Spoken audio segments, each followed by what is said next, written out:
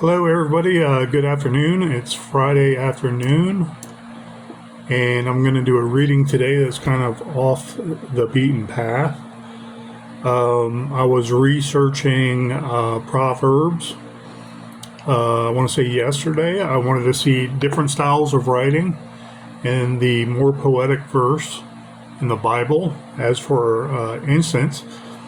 And I was inspired to do a poem that is, I want to say, a common theme I know, and I want to say that can be expounded upon, always improved or shown a different way, but it can be repetitive at times. And that is, in essence, the Garden of Eden. Okay, and it's not necessarily the Garden of Eden I'm talking about. I'm referring to the birth of man upon the earth. Okay, having allegiance or having deference over the angels, God Himself making Adam and Eve, but the birth of man in particular. We think of evolution, we think of Freud in particular, we think of how we might have descended from apes, or because we have similar genetics, or we were side by side and we went one way with larger brains, sometimes not as smart. I want to say that because we have lots of stupidity in the human race to choose from. I digress, but I was thinking of the mantra of the heavens opening up and man basically falling to earth. And I don't mean metaphorically like he's fallen and therefore he's automatically sinful, but it's basically the heavens opening up and God making man, okay? And going through the 7 days, and what have you, that's biblical in nature, in Genesis in nature.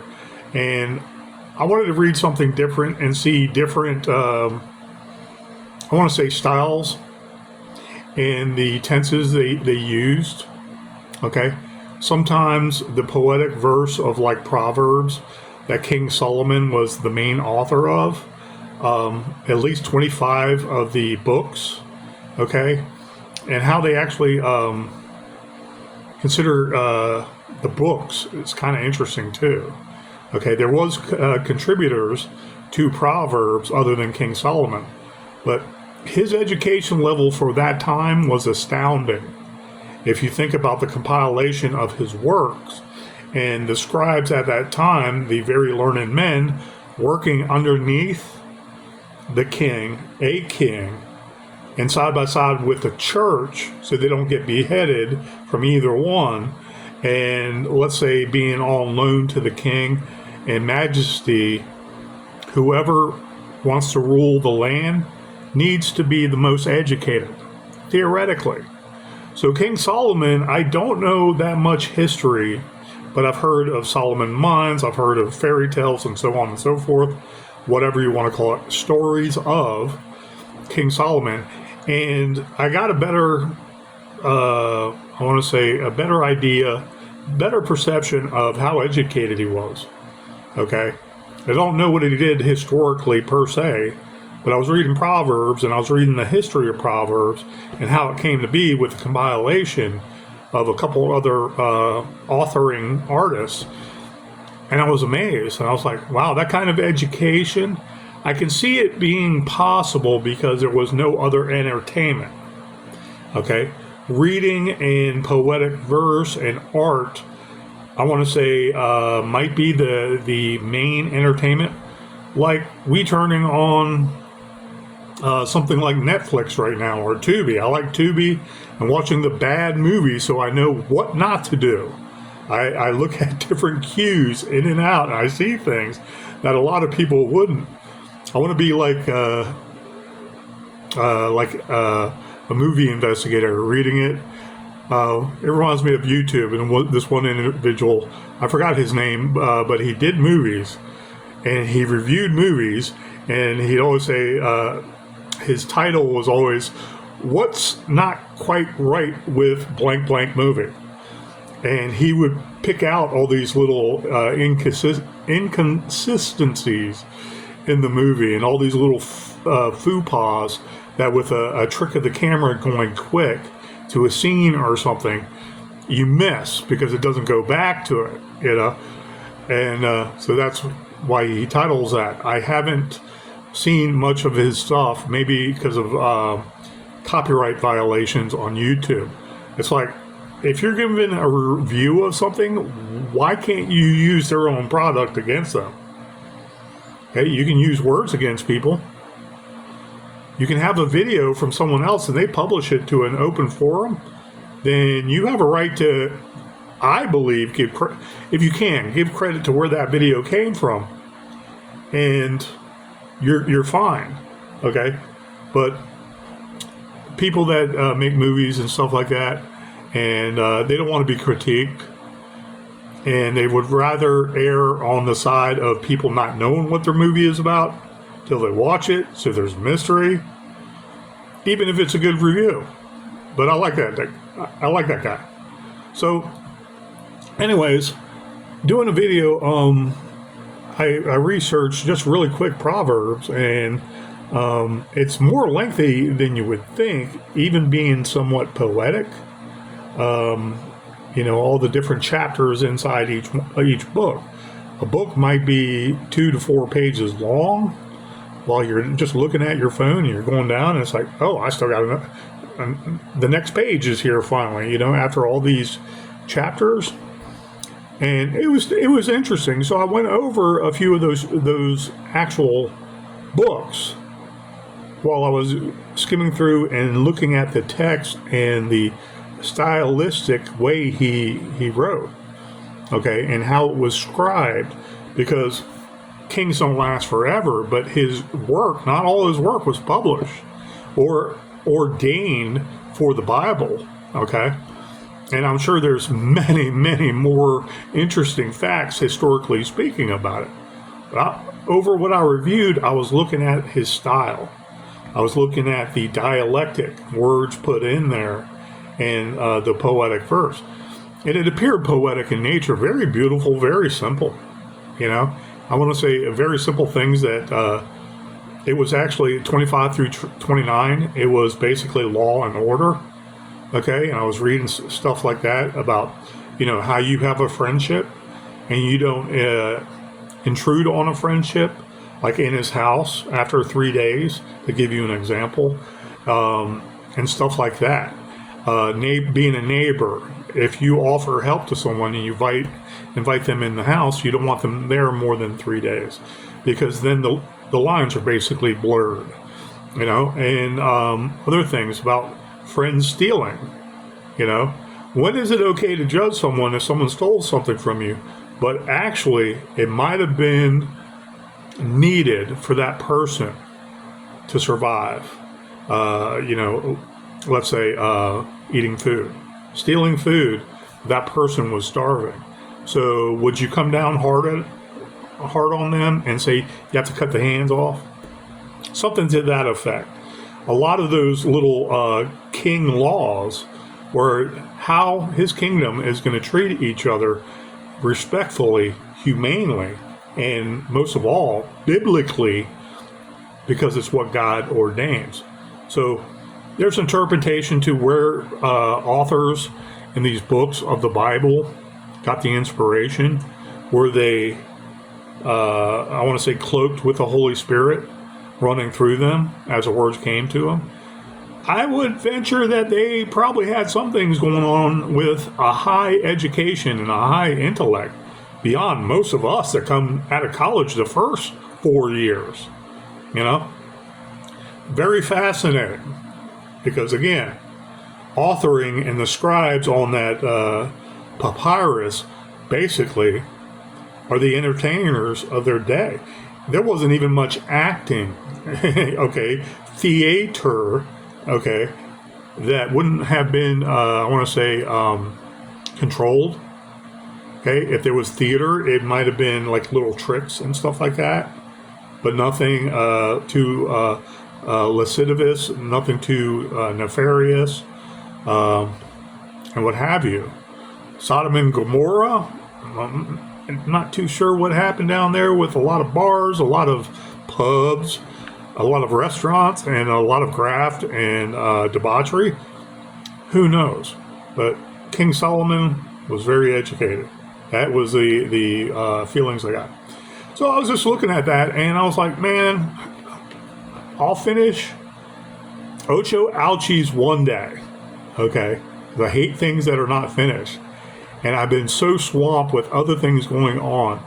It's like, I love writing. And I was like, let me get something out. And I polish something.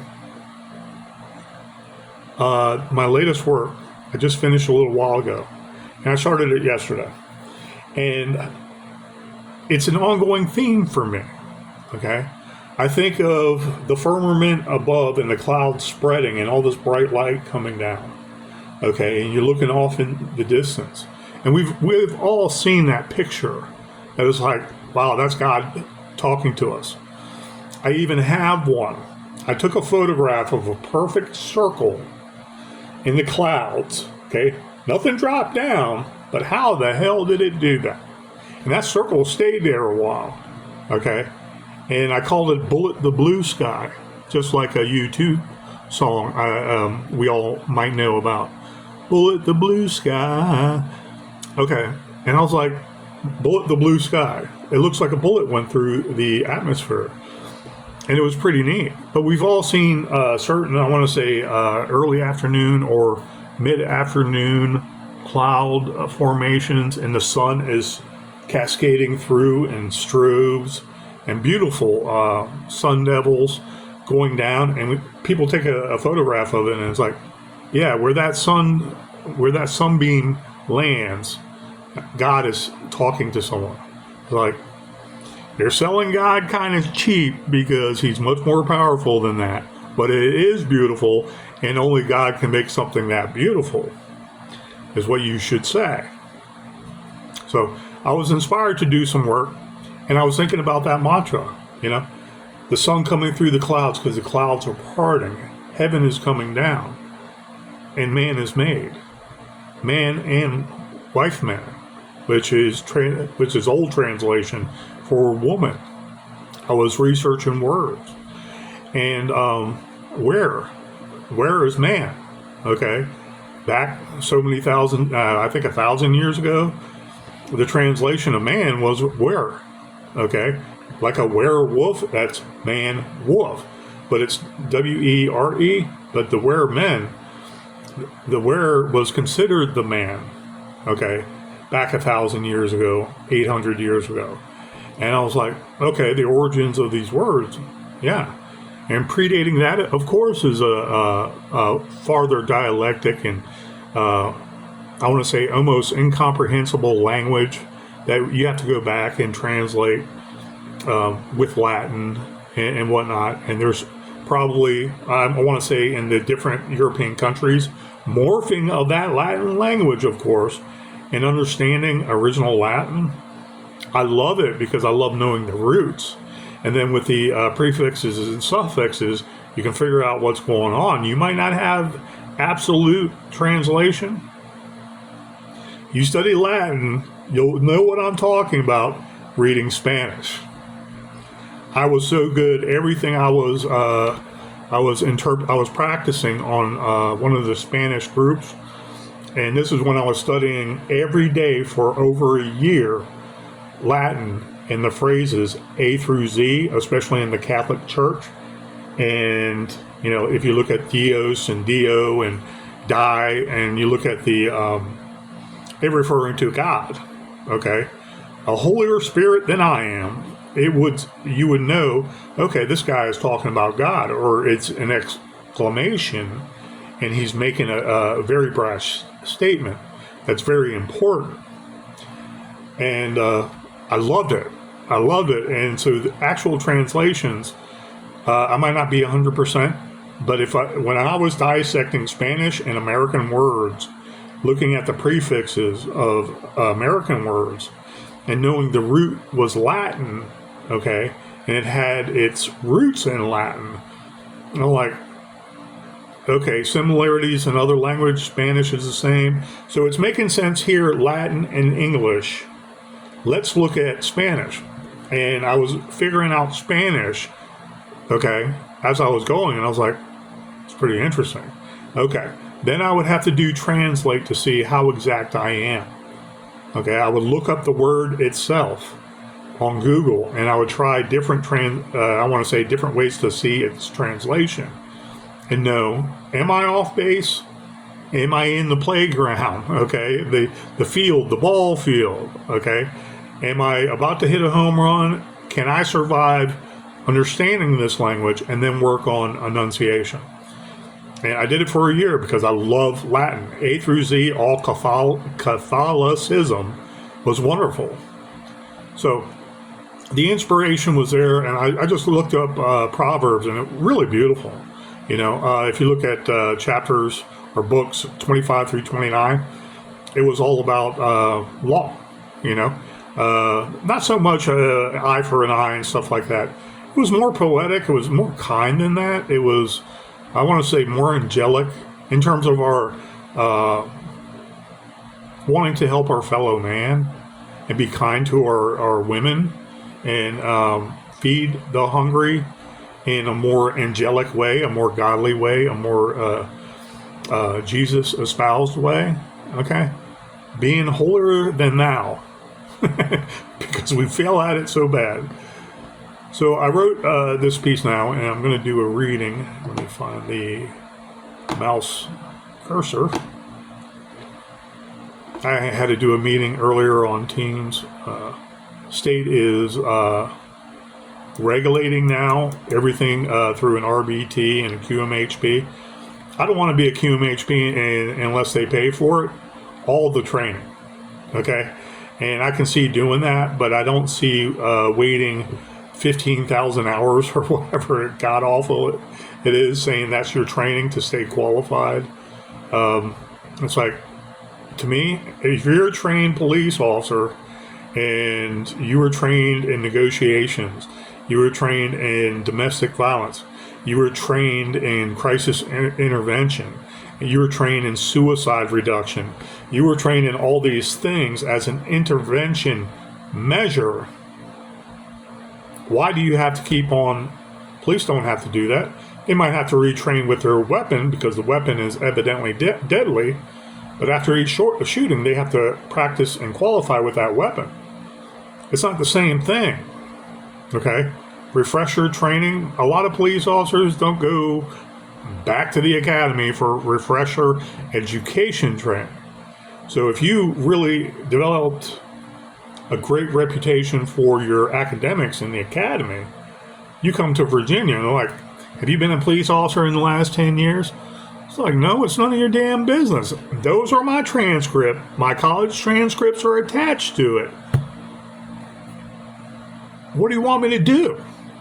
You know, 15,000 hours of on premises, I want to say therapeutic skills. Okay? You're not a psychiatrist. You're not a psychologist. A criminologist is more of a psychologist than a QMHP. Okay? All I need to know is where's that person planning on going in his PCP. And I can tell you if he's going to make it or not because of his diligence, his or her diligence in a program and their willingness. It's not rocket science. What is the name of this? Department of Health Professions. On top of the DBA regs. It's like, I had to do that earlier, and I was like, let me hurry up and write this up. And then I made some improvements with it to be exactly what I wanted to say.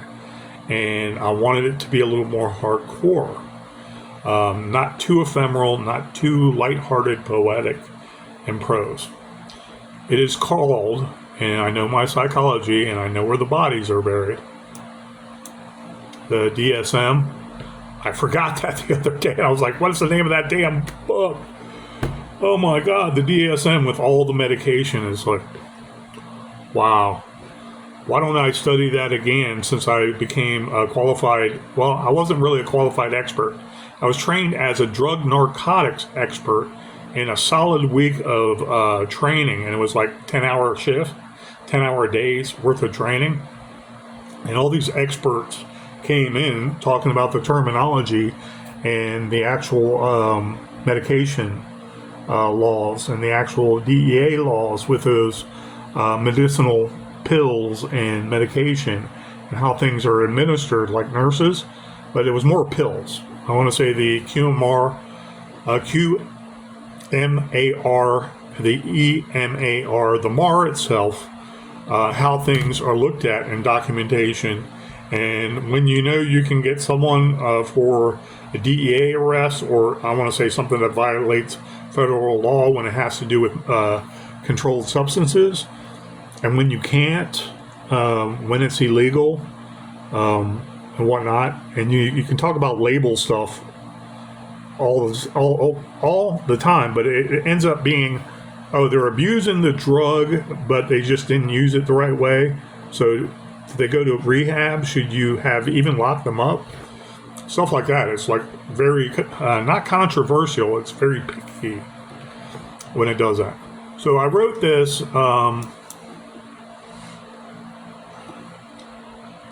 and I enjoyed it. I was thinking of the psychology, and I was thinking of historical people I touched base with before in my studies, and I'm like, yeah, I know this guy. I know where the bodies are buried.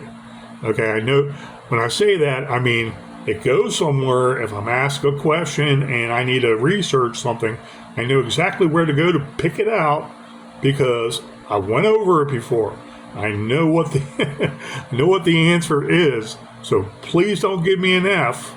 I know what you're talking about. Let me research it because I know where to look for it.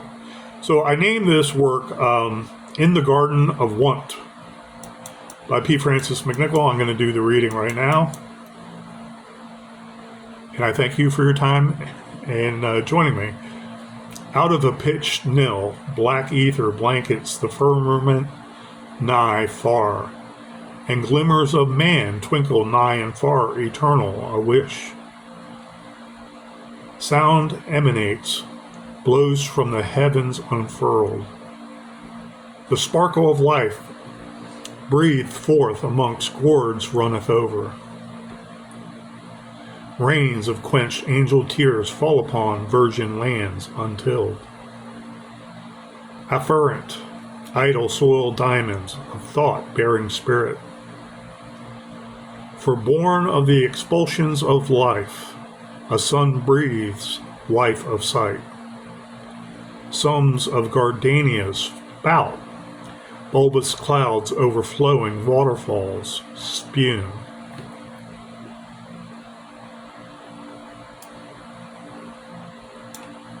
Golden suns rest, steaming deltas, heeding the trespass of night.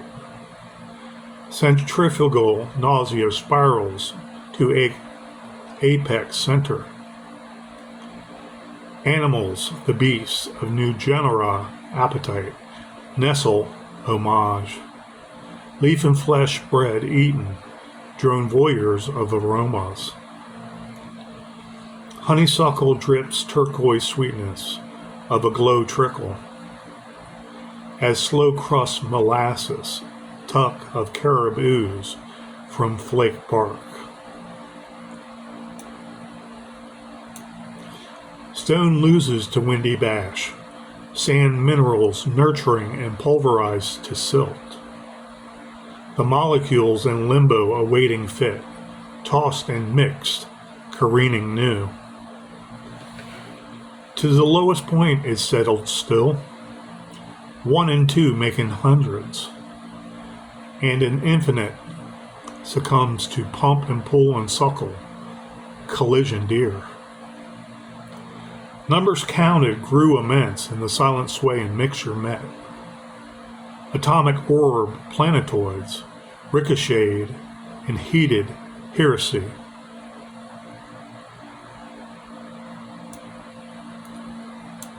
Grown swollen cisterns split in a twilight smidge, stars fallen. Infinity gestates matter, matter gelling in tensile strength, invisible.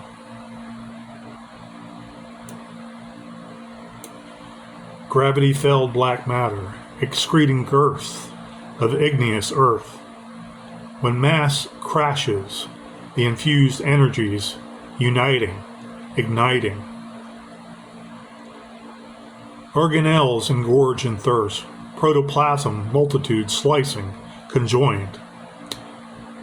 Where replication gloriously consumes and metastasizes. Metamorphoses agitate and rot and scatter to the earth, assenting arid. Miracles of unity enlarge, its growth amassed, time incontinent. Cells become mass, mass begets air, elegant cryptid larvas on hunt. Celestial stars arriving, boiling in aged fermentation away. Hearkened heavens, molten stone ad infinitum, forged man in duplicity. Beaches of an ancient shore, the miasma of crawl, plodding vast. Risen is Son of Man, creation in the gardens of tangential Arcadia sullied. By his side, the swooning binary fission and woes of wife men. Forward, the wearer journeyed hand in hand, leading, instinctive, while shooting stars coated vast seas of fruited land ahead. And in the land of wanton sin and want within, each wife man and were man begot a modern god, an antichristus son. All right, that was in the Garden of Wundt. Wundt was considered the psychologist, the father psychologist of psychology, who did, I want to say, he started doing like tests to test the human conditions and see what was more normal and what wasn't. And he appeared to be fixated, or I don't want to say fixated. He was fixated with the human condition and how or why we act. And you can research him more. So I just wanted to keep it simple, stupid. I wanted a little flavor when it's on paper to be somewhat prose and natural, something scientific, because I wanted the words, again, to do the work for me and how I see it. And I know how to research biology in particular. And the idea of creation, okay, is fascinating itself. You know, creation, you can say, is a plant. Okay, it starts from somewhere, celled organisms, one-celled organisms, combining with others, you know, developing different parts of that plant. And so 1-2 cell organisms exist working together and might be considered, I want to say, a host, because it's a bunch of microbes working together. Okay, it's like it occurred somewhere where it's acting on its own, and man didn't just sit there and make it himself, add some gas to it, and pull the ignition and started it, and that thing is alive and it can cut you because you're mowing the grass. Okay, it started from somewhere. Maybe it started with phylum itself, plant phylum itself, and that nurtured 1-cell organisms to grow. Okay, the primordial ooze I've heard about in biology, philosophy, and maybe English, well, a lot in English too, because I've read it. But basically, where one-cell organisms eventually land on the shore and they die. It's like, where did those one-cell organisms start? Was it just some kind of, I want to say, H2O and minerals combining, coagulating on the shore, and then it became an actual being, that one-cell organism? I don't know. Carl Sagan, I don't think he figured it out. I don't know. There's very, very intelligent people out there that might be able to describe how things came to be and what the belief is, but they can't necessarily prove it. And there's nothing saying that God didn't plan it that way to develop humankind in his image eventually, millions, hundreds of millions of years later, a billion years later. First life forms took place on Earth. They know by fossils, okay, when they investigate these things. I defer to them in actuality. I'm referring to more of the philosophy of evolution and God, okay, keeping it simple. But the mantra is always the heavens open up and birthing man, giving birth to man, having free reign over the Garden of Eden. Just don't bite from the tree of knowledge. Okay, Eve, you hoe. Sorry, I digress. But anyways, I really appreciate you watching this video. This was in the Garden of Wundt instead of in the Garden of Eden, and I really enjoyed writing it. I don't think I'll make any more corrections, and I'll start posting to Facebook today. Thank you guys, and I appreciate it. Take care.